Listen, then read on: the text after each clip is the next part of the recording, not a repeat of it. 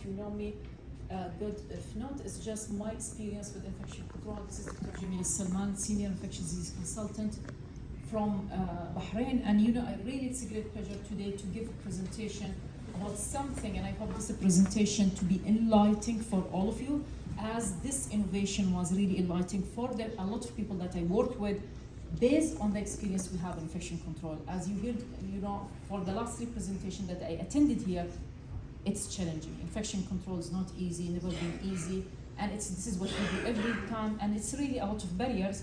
And I don't know, it's good luck or bad, but I'm your barrier from now till lunch. So bear with me for the next slide. We'll try to make it 25 minutes. I'll not try to. It's a lot of slides, but I'll go with the main points, and this is very important to address.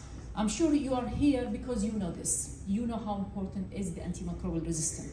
You heard the presentation previously talking about the CLABSI, if you're talking about CAUTI, about surgical site infection. It's not only the infection, it's infection with what, okay? Because if you tell me it's E. coli, give you antibiotic, go home. If it's ESBL, it's also okay. If it's a CRE, that's a nightmare for all of us. So it depends what kind of infection. This is why it's very important. And the major thing that we have to do, the basic things in medicine that we learn, do no harm, and we are doing harm every day. We are seeing patients. It's, it's not in purpose, but we are doing it. The prevention of antimicrobial resistance is really in the SDG even. This is a top priority for all the countries in the world. It's been discussed in WHO, CDC, and even United Nations. And all the countries are committed actually to do some good, but we are not there yet. The problem that if we keep doing what we are doing, the #1 cause of mortality by 2050 will be back again, infectious diseases, and this is why we are trying to see what kind of prevention we have to do. The cost of healthcare associated infection. It is amazing how much it's costing, and still it's costing, despite all the efforts. Infection control measures, it works. If you do them, it works, it decreases. Does it eliminate? No, and probably you hear that a lot of time, a couple of years previously they were talking about zero, CLABSI, zero, I don't know what. Zero is hard to achieve, really hard to achieve. So don't put your target as 0, because there will be patients that they will be positive. So these are all data, but I'll tell you what we have to concentrate. This is from United States, where CLABSI, VAP, CAUTI, and SSI, how much preventable, how much in a fraction, in thousands, and even in mortality. That's a lot, that's a lot. This is another one from a European country, and they are costing it not only because, if you calculate only the direct cost because the patient died or develop a problem or complication in the hospital, you will miss a lot of indirect even loss. Because in hospital is one extra outpatient cost, because you need to follow up with them, especially after they discharge. They don't go back to work as you think they will do. And then the productivity lost, and somebody died. It's billions of dollars per year. Unfortunately, and this is really unfortunate, and I think this is where the rule for young generation within infection control practitioner, infectious disease, public health specialists, to do kind of cost estimation in our region. We have some costs, but it's not really as valuable as probably other studies. So there is a big gap here that we have to address. I put this example, this was done in Lebanon, and I think it's great, okay, because what they try to see how much really having a hospital-acquired infection versus community-acquired infection will have a cost in the health system. And if you see, they did it to see, and this is with a regression analysis, for excess hospital charge and excess length of stay attributable to AMR within hospital-acquired infection, it's all significant. There is increase. And mortality also increase. And it's not only in hospital mortality, even after discharge, they have a higher mortality than the people who have community-acquired or not resistant organisms. So it's really a long story. So all of us, we know that. To target AMR, we have to target antibiotic use and infection control. Okay, so we have 2 things. But I think within this recommendation, they missed 1 point, which I'll come back to it, okay? So if we see the advance that was, the achievement that's been done in CDC and in the United States, they have great infection control programs across the countries, across the states. They were able to decrease a lot of the well-known organism, but at the same time, they still have other organisms came in the picture and increased. One example, and I'm sure I'll not say all of you, within the COVID-19, our ESBL, CRE continue to evolve, but we have Candida auris showing up, which we I don't know how to get rid of it. If anybody knows how to get rid of Candida aureus, just let us know. That's where we have to do some innovation. We have to do it differently. We cannot do it as we are doing it because, within management, if you don't change what you are doing, don't think that the outcome will change. So you have to do something else. And we'll talk about this something else. So what the COVID-19 actually taught us a lot of things, especially in relation to infection control. So the rate of hospital-acquired infection increased. Probably if you go back by memory, nobody wants to go to 2020, but if you go, you'll see in the first year of the COVID-19, there was, we forgot the hospital-acquired infection. We didn't care about the hospital-acquired infection, about our surveillance, about our antibiotic stewardship, because we didn't have the time to do it. We had only COVID, but then we woke up and we found that we have increased rate of hospital-acquired infection. And then a lot of people die, not from the COVID-19, because they have post-COVID-19 in the hospital, a lot of MDRO. And believe me, the problem was, and go back with memory, how our patients were admitted. How many patients were in single room? Not much. And you'll have those patients, all of them COVID, yes, they are isolated because they are COVID, but one of them have MRSA, the other one is CRE, the other one CRE and ESBL, and there is no way with all those equipments and all those people and PPE, you can tell me that you have an environmental that's safe and clean. There was no way. And even the cleaner, poor, they were getting in and out, getting infection and getting out. They were not able to do a proper cleaning. So what's happened, you remember the achievement in the United States, and when they compare it to 2021, after the COVID, the hospital-acquired infection rate increased. So we have a lot of problem there. So they figure out there are a lot of things that has to be done. We know them. We have sicker people. People stay longer. Devices, transfer between hospitals. We didn't have control. People get sick, we transfer. There is no issue. And then they concentrated about the PPE, but the major element that was missed in most of the recommendation is how to take care of the environment. Believe me, it was not easy. Not easy. Within the COVID facilities, if you have anyone, it was not. And people, even what we call terminal cleaning, we have devices that we have to empty the room to make the terminal. And you didn't have even an empty bed to keep the patient. So the other point which was missed in the initial recommendation, as we said, we talk about AMR, antibiotic, we talked about infection control, but identification, and this is the importance of surveillance. And I'm happy that the presentation mentioned the surveillance is our heart and eye. You don't know what's happening if you don't have numbers. You don't know where these numbers are going. They are better or worse. So it's very important to have the surveillance on board and really look for innovation in decontamination, in decolonization. Because even we know by studies, and this is not innovation, if you do decolonization, for example, MRSA, you decrease the surgical site infection with MRSA. For CRE, some element, you can decrease. So if you don't have a huge burden of the pathogen, you probably can decrease. And this is where our clinic process should be really improved. Couple of slides about the region. Where we are in the Gulf countries, we are the same.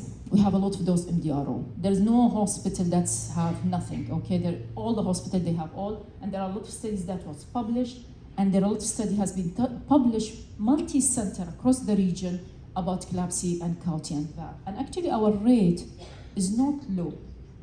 We are not as high as the served or the third world, and we are not as good as European or Canadian or American. So we are hanging in the middle with our numbers, and this is where we have a big gap for improvement. This is one of the recent articles. If you love, you can look at it. It's really nice because it looks for VAP and hospital-acquired infections, all our colleagues, infectious disease and ICU, and it's improving. The VAP is improving within the published study, and this is where you need good surveillance across board, and hopefully the GCC CDC now can help us in getting unifying data across the region where we can build our recommendation and plan forward. This is another article. I'll not go into details for the sake of time. This was actually published by the EMRO WHO office to look for the type of organism. If you look for carbapenem-resistant Acinetobacter, 80%, that's too much in our region. This is not just should not be there. Klebsiella pneumonia, if you are working in a tertiary hospital, you know where you find it in the ICU. And then E. coli with the ESBL and the MRSA increasing, and the VRE is increasing. These are our rates in the region. The darker is your country, that means you have a higher rate. So all we are there, but surveillance is important and you have to time it. So this is really nice to tell you where the high-income country have the rate of healthcare-associated infection and where is the low and middle-income country. And as I told you, as GCC country, we are high income, but we have the rate of the low and middle-income country. This is the equation that we have to solve here. This is why infection control and your role as preventionists is a major, because we are high-income countries, but the same, we are not doing it up to standard. We are getting better at all levels, but not up to the standard. And if you see different surveillance, international surveillance system that really showed you these numbers. These high income, and probably you see the reported healthcare associated infection, they don't cross like 12%, but when you go to the low income, you get higher rates. And we are hanging there between those two slides. So hospital-acquired infection, I'll not talk more about them. You know the type, you know why we care, because of the cost, length of stay, impact in the health system, impact in everything. Really, it's life that lost and morbidity. What's really alarming all of us, it's preventable. We give the patient these infections. Literally, we as healthcare workers, all of us, the design, the infrastructure, the policy which are not implemented, we are giving this infection to our patient. So what we can do, because we know where is the source of infection, I think the previous speaker, he talked really, in details about how to break that chain of infection. And if you go to the updated guidelines for, healthcare-associated infection from EPIC, it goes in a lot of details. It's a beautiful updated, but I'll go only to the part of where CDIF was really emphasizing the importance of adequacy of room cleaning. CDIF, it's hard to get up. Once it's there, also it's hard to get there, and you have to use something innovative to be able. A lot of unresolved issue, how to implement touchless disinfection technologies. And these were in the guidelines, but they want a solution. They are asking for the solution, how we can do it. All of you know, if you send the cleaner, even the best people cleaning, if you send your even disinfection, hydrogen peroxide, whatever machine you have, swap it, it's positive, okay? It's less, but still positive. So we need something out there. So we know all these, we talked about hand hygiene, PPE, all the spillage, occupational management of the environment, and the solution, the solution that should be added to your infection control. This will not replace what you should do in your hospital. It's an add-on. Why it's an add-on? I'll go in a couple of articles just to give you the idea. This is not completely new technology. The ultraviolet has been there for years, and UV, we are using it, but we concentrate in the ultraviolet C, and I'll tell you why it's C for the patient. This is one of the studies that was done. It's retrospectives in 120 VA veteran hospitals in the United States, where 40 of them used UV machine and the other not, and they found the hospitals who used UVC protection have a less incidence of gram-negative bacteremia and infection. Another one, you remember, we use all the time, and I think we are overusing it, the term terminal cleaning. I'm not sure it's terminal, but we say terminal because it's in the policy, it's terminal, but who knows it's terminal or not. Terminal cleaning, and if you add ultraviolet or anything UV to the cleaning, whatever you are doing, it's a must to be able to call it terminal, because I'll tell you, it's never been terminal. It's not terminal. We do it, we send the cleaner, we think it's terminal because they apply what we told them to do. But I think applying UV is there. Another study, and this look for the effectiveness of combined UVC, and ozone treatment in healthcare-associated infection, and it's very clear for C. diff, a lot has been decreased and the incidence was lower. Another study, and that was to look for even the type of services. In infection control, we look for the services, porous, non-porous. We want to make sure that really reach where it should reach, and actually with ultraviolet C, it can reach where we cannot really go. This is a review article, and it's very important. This is probably nice if you can look at, you have the time, because it say you use the ultraviolet, but in addition to your infection control measures, the usual thing has to be there, because ultraviolet will not remove a grease, will not remove fluid, will not remove the layer there in the service. So you have to do it and then go from there. Another one, this is another study actually in the literature, It's a systemic review for the efficacy and safety. Because everybody, when you tell them that I'm going to bring a machine with UV light, say, is it safe? You know, we have to get the patient, because most of the devices now we push to the patient room, it's to be empty and empty for a couple of hours before we can push the patient inside. And this is not actually feasible in most of the places in our hospital. We don't have time. ICU bed empty, I have to push another patient inside. So really it's a kind of major barrier for all of us to work with it. Another one, this is a handheld ultraviolet radiation device, which really also help to decrease. So we have good evidence. So the basic for this technology is that we know not only CLABSI, OR, surgical, there is a lot in the OR. Airborne, and probably we said that surgical site infection gets because we touch it, but even the airborne, whatever in the air probably can increase your surgical site infection. The usual filtration, HEPA filter, these are the sizes of the organism that probably influenza, coronavirus, rhinovirus, and if they get clustered by, I don't know, dust, they don't work as we want them. So even if you have good exchange of air in the OR, still some will remain and come back to your OR as infection with organism and can cause infection for you. This is a nice recommendation. Probably it's not done for the healthcare facility. It's from the American Society for Heating, Refrigerating, Air Conditioning Engineering for all offices, schools, and healthcare facilities. And really they put major recommendation. Number 3, filtration, air cleaning technology should be there. And this is not only for hospital, and using UV light as part of it. So that's a general recommendation to have clean place around us. This is very important to understand. When we talk about the UV, why UVC, we have A, B, C. C, probably the harmful, this is probably the mercury lamp UVC LEDs. The safe is from 200 to 230. So everything should be here. The new technology, which I'm talking about today at UV medical lamps, is only at 222. That's to make sure it's safe and effective, and I'll show you how it's safe and effective. These are the studies done for the 222. This is the one that we want. How decrease the pathogens in the hospital, in the place, in the room chamber that they did. From 0 time, within 5-10 minutes, it's up to 0.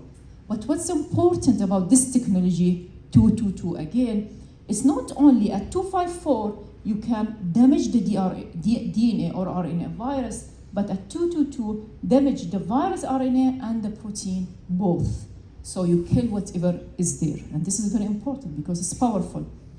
But what's important for us, I want to make sure it's safe. And when you talk about UV light, 2 main concerns, my skin, my eyes. Okay, this is what we concern. For the 222 in the eyes, because it's just absorbed in the superficial, it does not penetrate. So it's safe for the eye. For the skin, safe. It's light, stay at the skin. It does not penetrate. So there is no harm. Safe to the human, but actually more effective in your germs or viruses or microorganisms. So if you compare it by the other laminar airflow, where we have a lot, UVC at 254 or 222, these are the major differences and they are very more important. Whole room will be decontaminated in occupied space. You have your patient in the table, in the bed, and still it's decontaminated. You don't have to move the patient to clean it. The other thing is, it's the surface also decontaminated. Material degradation, no, it will not degrade any material. Continuous use and human safe. So probably it's, it can put things together to add more service to what we do, and it helps even the Candida aureus, because really I hate them because I don't know what to do with the Candida aureus, but that's one of the things that can address. And there are a lot of studies done with this technology, and even before, long time, this is a study from Duke University that they've been running it over years, and they found even decreasing, and this is actually, yes, decreasing the airborne pathogens in the OR decrease the surgical site infection. We don't put them together usually, but it's part of science and we are seeing it. And as I said, it's a major weapon against our organism, like MRSA. There are few studies for MRSA with the UVC, especially the 222. These are more, if you have time, you can go, we'll not go into details probably. So you put it in the theater, It works the whole time, decontaminate everything. Technology has been supported and developed actually by several companies, with the UV Medical plus universities, supported by big universities and from Denmark and the government from Denmark. Actually, if you go to WHO, they are recommending going with this UV technology, and even the CDC if you are able to do it, and it's in compliance with the international guidelines. But I'll show you what's impressive for all of us. Example, real world data.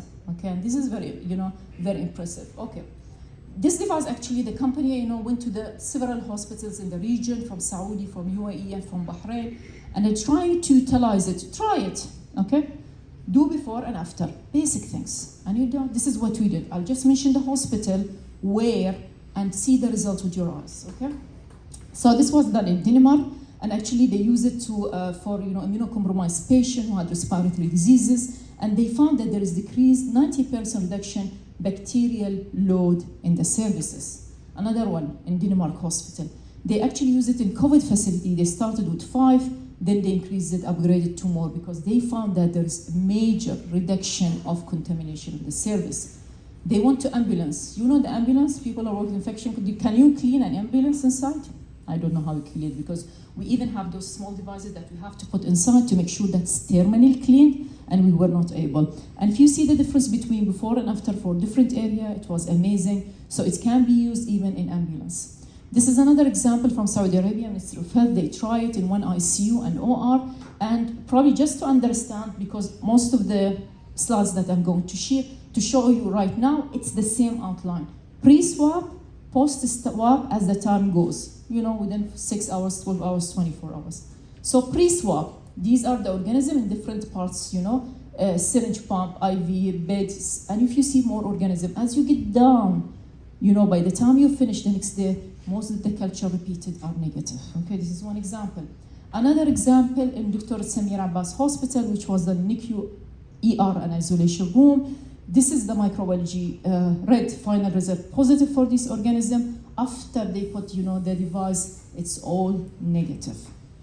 Another example, this is from Bahrain Salmania Medical Complex, which is the major government hospital in Bahrain. It's 1,200 bed, and actually it's been tried in the ICU, oncology, and isolation room. And those isolation room, believe me, you don't want to go to isolation because it's Candida aureus and all the group that you don't want to be there. And this is what has been done. Sorry for the small font, but it's there. Each area, we started those all organisms, as you go down, it tend to be negative with the device. So real world data, that's really very important. Another couple of examples from UAE. This is from Sheikh Khalifa Medical City in Ajman, and they did it in the NICU ward, and if you see pre-organism was there, after no, in different area. This is another one, another hospital in Ras Al Khaimah, and this is an ICU ward also, and they did before and after, no growth. And if you question where they did this culture, actually it was done by their reference lab in the same. So it's not from the company doing their result and giving them the result, but it was confirmed from the lab they are running. This is another lab in Dubai, and they have the same really result, more references about efficacy and safety. So the aim of this device, actually how, and this technology, is to reduce surgical plus hospital-acquired infection, continuous disinfection. It will be there the whole time. You don't have to do anything. Maintenance-free, it's really very easy to maintain. Effectiveness against a wide range of MDROs that we hate, and safe for occupied space. And this is really very important to all of us.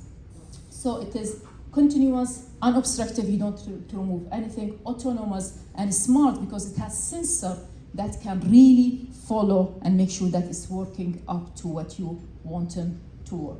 So implementing UV 222 lights into operating room, it's really cost effective because you can decrease the hospital-acquired infection, because I know everybody will ask how much does it cost to put. But when you look for the cost of healthcare associated infection, you will know how much you save if you add this technology to your to what you are doing as infection control. So some take-home messages and point.